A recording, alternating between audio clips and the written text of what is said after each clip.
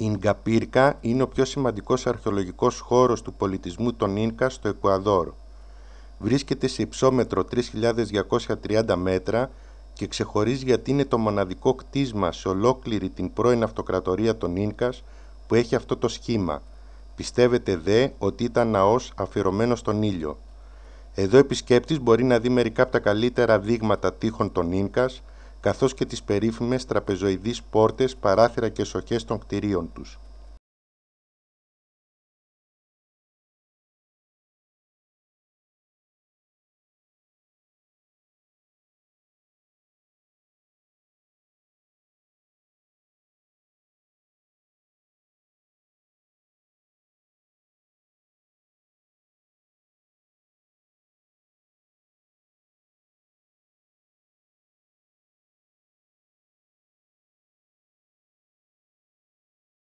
Το Αλάουσι είναι ο πιο σημαντικός σιδηροδρομικός σταθμός του περίφημου τρένου του Εκουαδόρ. Η ιδιαιτερότητα της διαδρομής του τρένου αυτού, που επανειλημμένα έχει ψηφιστεί σαν η κορυφαία διαδρομή σε ολόκληρο τον κόσμο, είναι ότι επιτρέπει στους επιβάτες του να κάθονται στη σκεπή του τρένου, καθώς αυτό ξεκινά από το επίπεδο της θάλασσας στον Τουράν μέχρι τη Ριομπάμπα σε υψόμετρο περίπου 3.600 μέτρων, διασχίζοντας φαράγγια και γκρεμούς πολύ μεγάλου βάθους, καθώς ανεβαίνει την κορυφογραμμή των Άνδεων. Δυστυχώς από φέτος η φανταστική αυτή διαδρομή έχει περιοριστεί μέχρι την Χουίγκρα και έτσι ο ταξιδιώτης χάνει το πιο σημαντικό ισοστιμήμα της μοναδικής αυτής διαδρομής. Πραγματικά είναι κρίμα. Το συναίσθημα του να κάθεσαι στην άκρη της σκεπής του τρένου ενώ από κάτω σου υπάρχουν γκρεμοί 500 έως 800 μέτρων είναι πέρα από κάθε περιγραφή. Η διαδρομή αυτή ήταν και το πρώτο κίνητρό μου για να επισκεφθώ το Εκουαδόρ.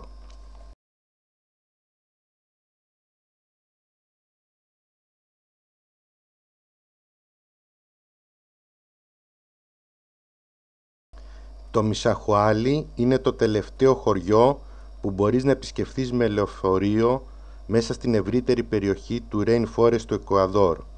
Ουσιαστικά πρόκειται για μια πλατεία με μερικά κτίσματα γύρω-γύρω. Από εδώ, ο μεμονωμένος ταξιδιώτης θα ξεκινήσει το ταξίδι του μέσα στη ζούγκλα, αφού όμως πρώτα κλείσει έναν ικανότατο Ινδιάνο οδηγό.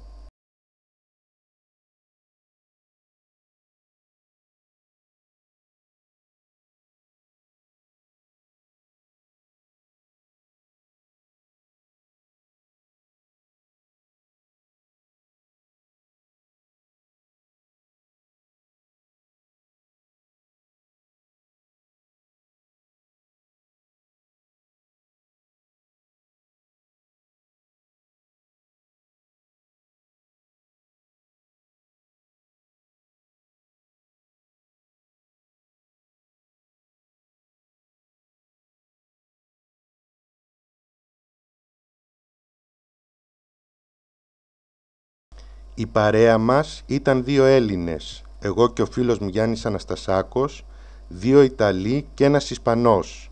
Είχαμε φυσικά μαζί μας έναν πάρα πολύ καλό Ινδιάνο οδηγό που μιλούσε αγγλικά, καθώς επίσης κι άλλον ένα Ινδιάνο που οδηγούσε τη βάρκα μας.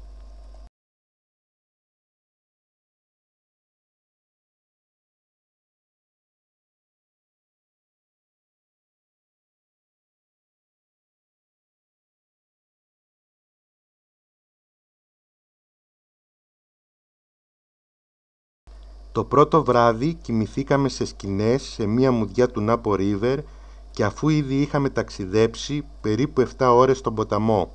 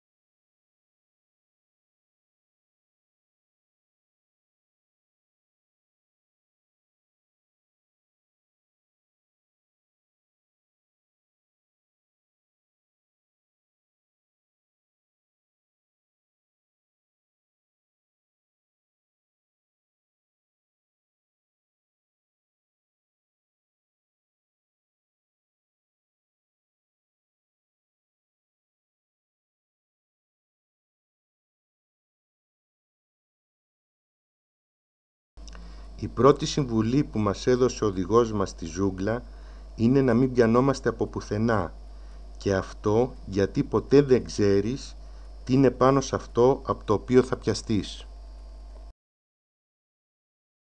Εδώ βλέπετε μία παγίδα με την οποία οι Ινδιάνοι πιάνουν άγρια ζώα.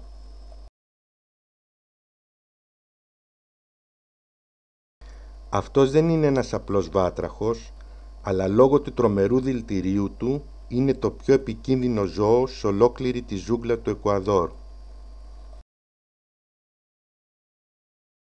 Αν ο οδηγός σας ξέρει, θα σας κόψει να πιείτε από τα περίφημα vines Amaru-Huasca, που στα αγγλικά σημαίνει Anaconda Skin.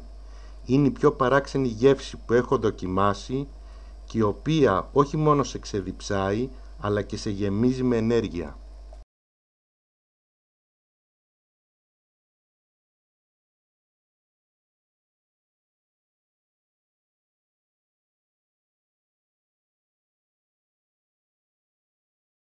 Την τρίτη μέρα ξεκινήσαμε για μία διήμερη πορεία προς ένα άλλο ποταμό, διασχίζοντας μία τεράστια περιοχή από βούρκο.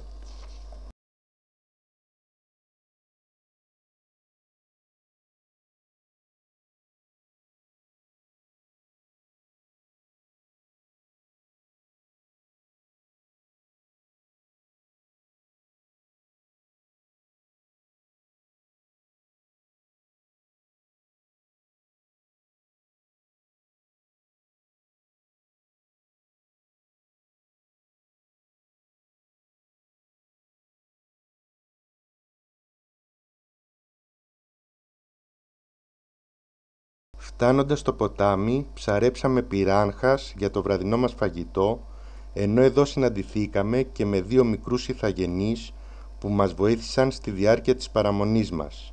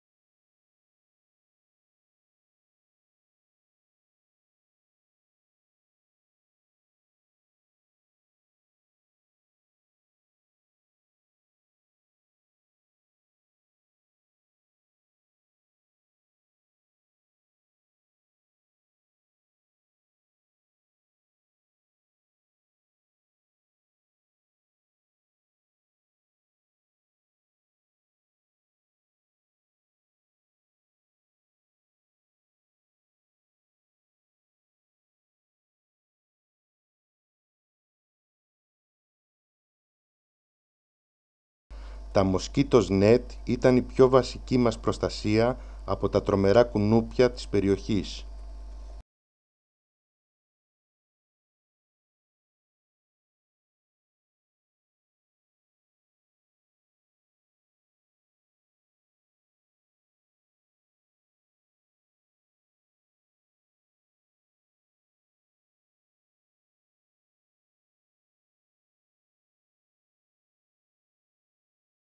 Αυτό είναι το περίφημο Vine Amaru-Huasca.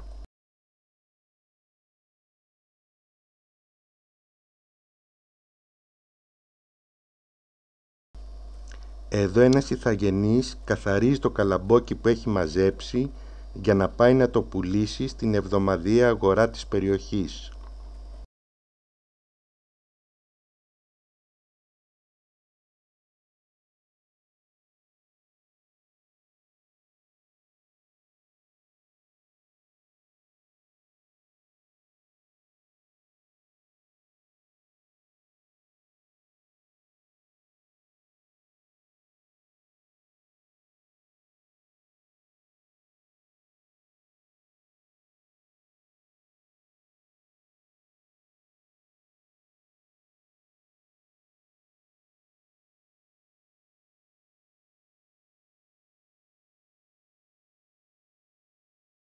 Αυτό είναι ότι απέμεινε από το καζάνι που ο σαμάνος μας έφτιαξε το περίφημο ποτό από το Ayahuasca, που στη γλώσσα μας σημαίνει μυστηριώδες ή μαγικό βάιν.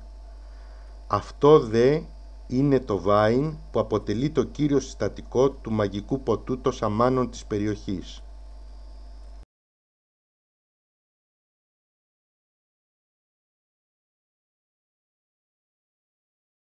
Το ταξίδι μας τέλειωσε στο μαγευτικό νησί Μουίζνε στις ακτές του Ειρηνικού ωκεανού. Εδώ, στο πιο απομονωμένο ίσως μέρος του Εκουαδόρ, είδαμε και μία φύσα για την ταινία του Πόλεμου των Άστρων που προβάλλονταν τότε στην περιοχή 3 μήνες περίπου πριν αυτή έρθει στη χώρα μας.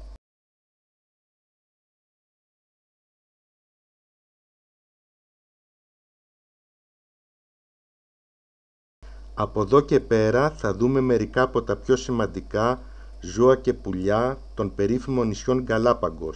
Εδώ βλέπουμε τα θαλάσσια λιοντάρια της περιοχής. Αυτά είναι τα μαρίν ιγκουάνας, δηλαδή το είδος των ιγκουάνας που ζει κυρίως στη θάλασσα.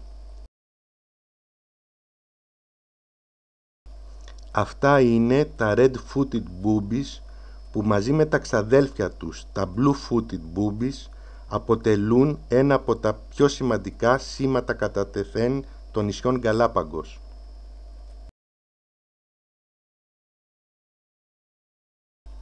Αυτό είναι το περίφημο Post Office Bay στο νησί Σάντα Μαρία που ξεκίνησε να λειτουργεί σαν ταχυδρομείο από τους πρώτους κυνηγούς φαλενών που εμφανίστηκαν στην περιοχή.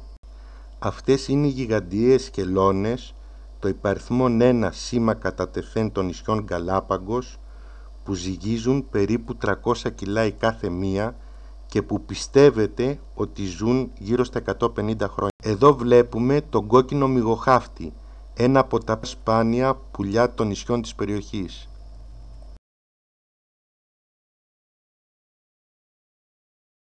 Τα περίφημα φλαμίγκο.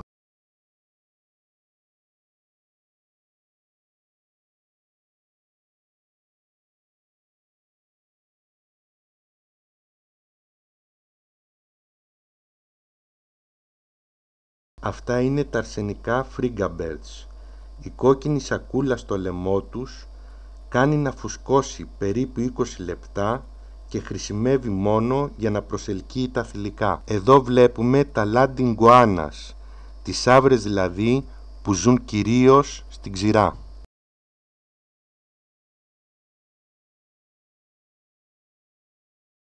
Τώρα θα δούμε 2 ζώα που ζουν κοντά στη ζούγκλα και όχι στα νησιά Γκαλάπαγκος.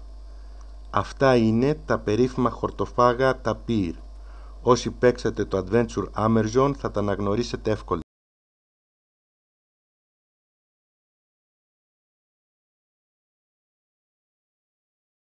Εδώ βλέπουμε ένα τελείως άγνωστο σε εμάς ζώο που το είδαμε να κυκλοφορεί ελεύθερο στην περιοχή γύρω από το μπάνιο.